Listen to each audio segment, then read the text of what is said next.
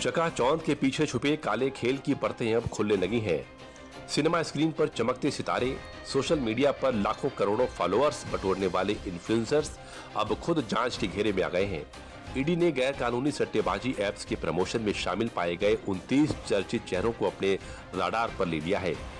Glamour की दुनिया में ईडी की इस लिस्ट में सिर्फ फिल्मी सितारे ही नहीं बल्कि यूट्यूब और इंस्टाग्राम की दुनिया के भी कई दिग्गजों का नाम सामने आया है। गैर कानूनी सट्टेबाजी ऐप्स के प्रमोशन में शामिल सभी सितारों पर ईडी की कार्रवाई के बाद अब सवाल ये उठ रहा है, क्या ये महज प्रमोशनल डील थी या सट्टेबाजी सिंडिकेट का हिस्सा बनने की सोची समझी चाल? ये आपको बताएंगे, लेकिन पहले ग्लैमर की इस गैम्बल में शामिल इन सभी बड़े चेहरों पर नजर डालते हैं। ईडी की इस लिस्ट में टॉलीवुड के सुपरस्टार विजय देवरकोंडा, राणा दुग्गुबाती, दमदार एक्टर प्रकाश राज, ग्लैमरस मंचू लक्ष्मी, निधि अग्रवाल, प्रणीता सुभाष और अनन्या नागल्ला जैसे बड़े नाम शामिल हैं।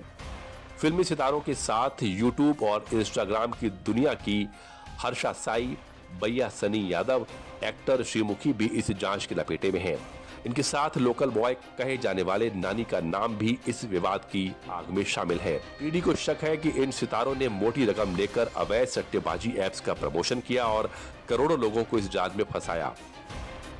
जिन चेहरों को आप बड़े पर्दे पर देखते हैं, जिन्हें सोशल मीडिया पर लाखों करोड़ों लोग फॉलो करते हैं, जिनकी एक पोस्ट से ब्रांड की किस्मत पलट जाती है, अब उन्हीं चेहरों पर ईडी की बड़ी कार्रवाई हो रही है, जिसमें 29 बड़े सितारों के नाम शामिल हैं। ईडी ने ये एक्शन एक शिकायतकर्ता की एफआईआर पर लिया है। एफआईआर में दावा किया गया है कि ये सितारे लोगों को सट्टेबाजी ऐप्स की तरफ खींच रहे हैं। मामले की शुरुआत मियापुर के एक बिजनेसमैन फणींद्र शर्मा की शिकायत से हुई। उन्होंने आरोप लगाया कि कई बड़े फिल्मी चेहरे और सोशल मीडिया स्टार्स लोगों को इन सट्टेबाजी ऐप्स की तरफ खींच रहे हैं। उन्होंने बताया कि इस तरह के ऐप से मिडिल क्लास और लोअर मिडिल क्लास फैमिलीज को काफी नुकसान हो रहा है। इस शिकायत के बाद साइबराबाद पुलिस ने 19 मार्च 2025 को 29 सेलिब्रिटीज के खिलाफ एफआईआर दर्ज की थी।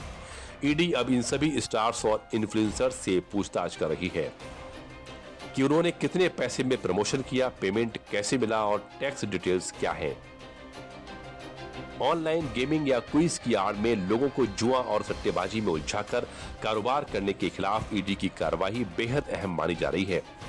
इस सट्टेबाजी सिंडिकेट का मुख्य केंद्र दुबई और सिंगापुर में माना जा रहा है, जो भारत में एजेंट्स के जरिए ऐप्स प्रमोट करवाते हैं।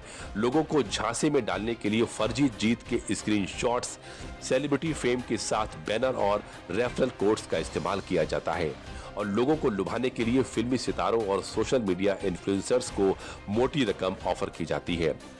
अब आखिर ईडी के अब तक के इस जांच में क्या सामने आया है, वो भी जान लेते हैं। ईडी की तलाशी में यह भी पता चला है कि ऐप वेबसाइट में नाबालिगों को उपयोगकर्ता के रूप में पंजीकृत होने से रोकने की कोई व्यवस्था नहीं है। उचित जांच पड़ताल, केवाईसी का अभाव है। भ्रामक विज्ञापनों के जरिए नए उपयोगकर्ताओं को आकर्षित किया जा रहा है और चुनाव परिणामों से संबंधित जनमत व्यापार को बढ़ावा दिया जा रहा है। जांच में यह भी पता चला कि कंपनी को मॉरिशस, कैमन द्वीप और अन्य विदेशी संस्थाओं से प्रेफरेंस शेयर जारी करने के बदले 134.84 करोड़ रुपए मिले थे। तलाशी के दौरान आपत्तिजनक दस्तावेज और डिजिटल डेटा जब्त किया गया। इसके अलावा तलाशी के दौरान 284.5 करोड़ रुपए के एफडी और शेयरों में निवेश और 3 बैंक लॉकर भी जब्त कर लिए गए हैं। ईडी की इस कार्रवाई से यह तो साफ हो गया है कि स्टारडम जब जिम्मेदारी भूल जाए तो उसका चमकता चेहरा भी कानून की कठोर आंखों से नहीं बच पाता। जब करोड़ों लोगों का भरोसा आपकी हर पोस्ट से जुड़ा हो, तब उसे पैसे के लिए बेचना सिर्फ प्रमोशन नहीं, एक सामाजिक धोखा बन जाता है। आज सोशल मीडिया का हर दूसरा यूजर किसी न किसी को फॉलो करता है, उनकी बातों से प्रभावित होता है और इसी का फायदा उठाकर आज के डिजिटल युग में गैम्बलिंग के जाल में लोगों को फंसाया जा रहा है। फिलहाल ईडी की जांच अभी भी जारी है।